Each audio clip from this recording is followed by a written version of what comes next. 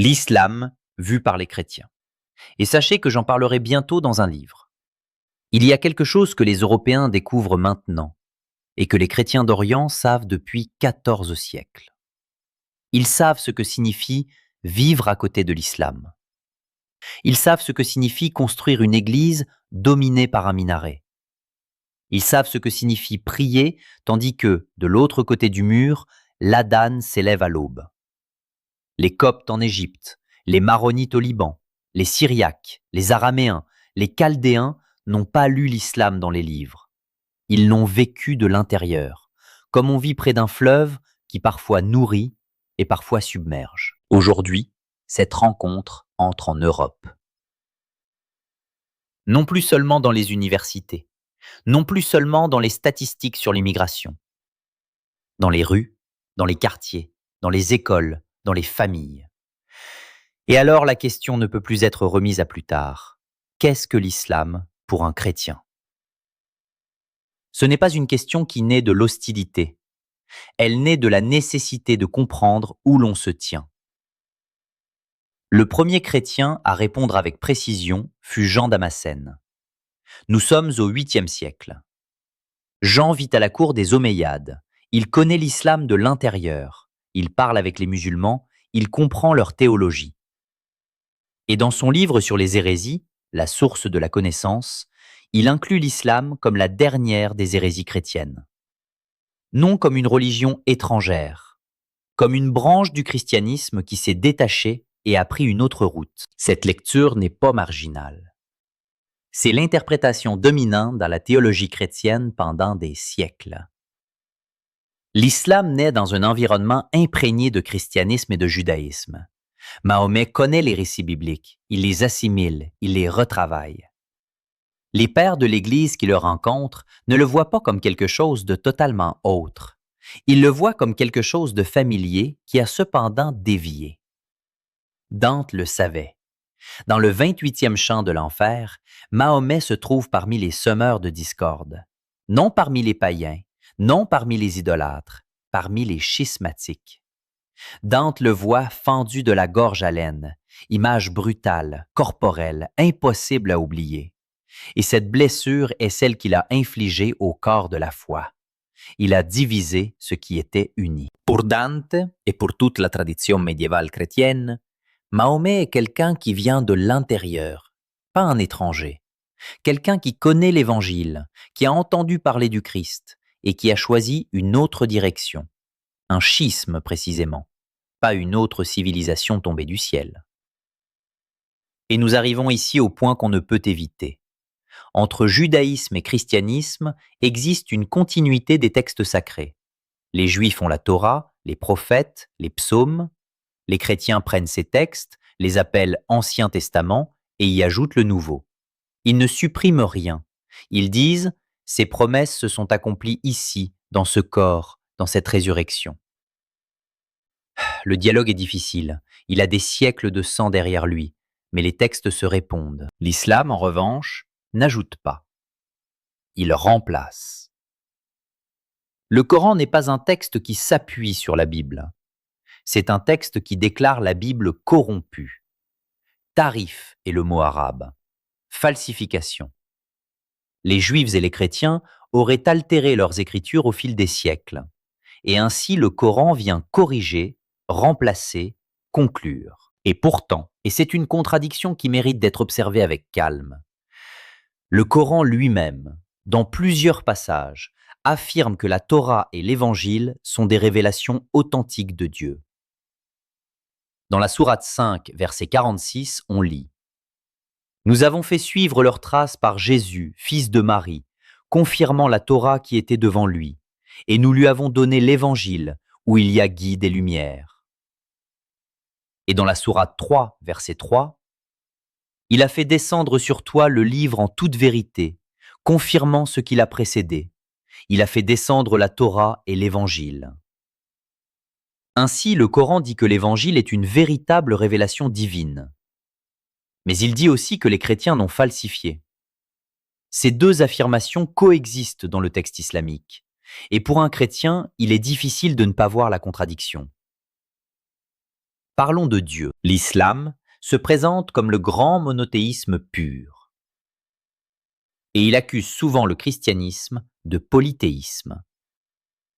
La Trinité serait trois dieux, une offense à l'unicité divine. Au Père, au Fils et au Saint-Esprit, les chrétiens donnent trois noms. Trois. Les musulmans donnent à Allah 99 noms. Ils les appellent les beaux noms de Dieu. Le compatissant, le miséricordieux, le roi, le saint, le dominateur, le majestueux, le créateur, le puissant, le fort. 99 noms. Mais parmi ces 99, il n'y a pas amour. Il n'y a pas le nom amour. Pour un chrétien, ce n'est pas un détail. C'est le cintre. Saint Jean écrit dans sa première lettre, avec 4 mots qui soutiennent tout. Dieu est amour. Non pas que Dieu aime, non pas que Dieu se montre parfois miséricordieux. Dieu est, dans son essence, amour. Et l'amour, dans la théologie chrétienne, est par nature relation. Un amour sans relation est un mot vide. Voilà pourquoi le Dieu chrétien est Trinité, parce que l'amour est déjà, depuis toujours en Dieu, une relation entre personnes. Allah dans le Coran est puissant, sage, miséricordieux envers ceux qui se soumettent. Mais il n'aime pas au sens chrétien du terme. Il ne se fait pas homme pour partager la condition humaine. Il ne meurt pas sur une croix. Pour l'islam, l'idée même que Dieu puisse mourir est une impiété. Pour un chrétien, c'est le cœur de la foi. Et nous en venons à la question la plus difficile. Celle qu'on murmure dans le monde politiquement correct, mais que la théologie chrétienne a toujours dite à voix haute. Pour un chrétien, Mahomet est un faux prophète. On ne le dit pas avec mépris, on ne le dit pas pour blesser. On le dit parce que l'Évangile l'annonce explicitement. Dans l'Évangile de Matthieu, chapitre 7, verset 15, Jésus dit « Gardez-vous des faux prophètes qui viennent à vous en vêtements de brebis, mais qui au-dedans sont des loups ravisseurs.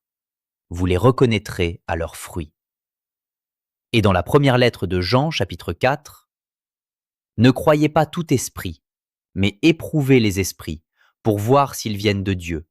Car beaucoup de faux prophètes sont apparus dans le monde. » Un chrétien cohérent ne peut accepter Mahomet comme prophète. Non parce que les Arabes ou les musulmans seraient des ennemis, mais parce que Mahomet nie la divinité du Christ. Et pour un chrétien, nier que Jésus soit le Fils de Dieu n'est pas une différence théologique secondaire. C'est la différence qui redéfinit tout. L'islam nie l'incarnation. Il nie la crucifixion. Dans le Coran, sourate 4, verset 157, il est affirmé que Jésus n'a pas réellement été crucifié. Cela n'en avait que l'apparence. Il nie la résurrection comme fondement de la foi. La première lettre de Jean, au chapitre 2, utilise un mot précis pour celui qui nie que Jésus soit le Christ. Antichrist. Qui est le menteur sinon celui qui nie que Jésus est le Christ? Celui-là est l'Antichrist, celui qui nie le Père et le Fils. Non comme une insulte, comme une définition théologique. Et l'islam, dans sa structure doctrinale, nie précisément cela, la messianité et la divinité de Jésus. Il y a une dernière distinction qu'un chrétien doit faire. Et c'est peut-être la plus importante pour comprendre le monde dans lequel nous vivons aujourd'hui. Pour un chrétien, la Bible n'est pas un code normatif. C'est un ensemble de textes, récits, lettres, prophéties, poèmes, visions, qui aident le chemin vers Dieu. Mais ce qui compte vraiment, ce qui guide la vie chrétienne de l'intérieur, c'est l'Esprit Saint. La Bible ne se prend pas au pied de la lettre de manière mécanique. Certains passages doivent être lus dans leur contexte historique, d'autres sont des images poétiques, d'autres encore que l'Évangile lui-même a dépassé. La lettre tue, mais l'esprit vivifie, écrit Paul dans la 2e lettre aux Corinthiens. Le Coran fonctionne différemment. Pour l'islam orthodoxe, le Coran est la parole littérale et parfaite de Dieu, dictée mot à mot à l'ange Gabriel et par lui à Mahomet. Il ne peut être interprété librement, il ne peut être historicisé, il ne peut être dépassé. Il est normatif, il est définitif. Et il ne concerne pas seulement la vie spirituelle de l'individu, il concerne le droit, la politique, l'économie, la guerre, la famille, le corps. La charia, la voie islamique, est un ordre juridique total. C'est ici que naît la difficulté la plus profonde. Un chrétien qui observe l'islam avec honnêteté ne peut s'empêcher de remarquer que ce qu'il appelle religion est inséparable de ce que nous appelons idéologie politique. Non parce que chaque musulman voudrait un État islamique, beaucoup ne le veulent pas, mais parce que le texte fondateur de l'islam, le Coran, et le corpus de la jurisprudence islamique classique ne séparent pas la sphère religieuse de la sphère politique. L'idée même de cette séparation, ce que nous appelons en Occident la laïcité, est étrangère au projet coranique. Le Dieu chrétien dit « Rendez à César ce qui est à César, et à Dieu ce qui est à Dieu ». Cette phrase ouvre un espace entre le temporel et le spirituel. De cet espace naît la démocratie occidentale. Dans le Coran, cet espace n'existe pas. Tout est sous Dieu, et Dieu gouverne tout par sa loi. Tout cela n'est pas dit pour construire un mur. C'est dit parce que sans clarté, il n'y a pas de véritable rencontre. Seulement une politesse de façade qui laisse tout irrésolu. Les chrétiens d'Orient ont appris à coexister avec l'islam. Ils ont appris la beauté de sa calligraphie, la rigueur de sa prière, la profondeur de sa méditation sur la transcendance de Dieu. Ils ont aussi appris à payer le prix de la dhimma, le statut de protection et d'infériorité réservé aux non-musulmans dans les terres islamiques. Ils savent que l'islam qu'ils ont vécu n'est pas seulement spiritualité, c'est aussi pouvoir. Un chrétien regarde un musulman et voit un être humain fait à l'image de Dieu, quelqu'un qu'il aime, quelqu'un avec qui il partage le pain, mais pas quelqu'un qui adore le même Dieu, pas quelqu'un qui a reçu la même révélation, pas quelqu'un qui marche vers la même destination. Le dire est difficile. Cela paraît discourtois. Mais prétendre que tout est identique n'est pas du respect. C'est un abandon. C'est laisser l'autre sur sa route sans même avoir le courage de se demander où elle mène. L'Europe apprend à poser cette question, en retard, avec beaucoup de confusion. Mais la question est juste, et la réponse honnête ne commence ni par le mépris, ni par la capitulation. Elle commence par ce que les chrétiens d'Orient ont toujours su. Connaître celui que l'on a en face de soi est déjà une forme d'amour.